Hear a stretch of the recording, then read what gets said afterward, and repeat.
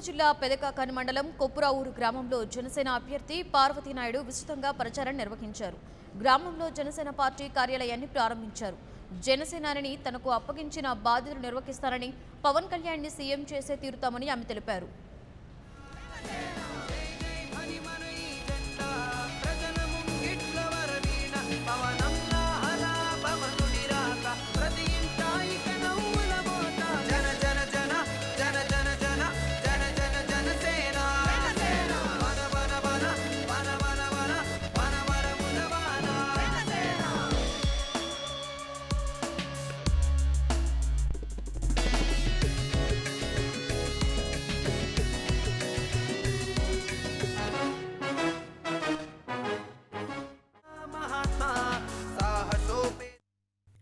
For more updates, please subscribe 99 TV Telugu.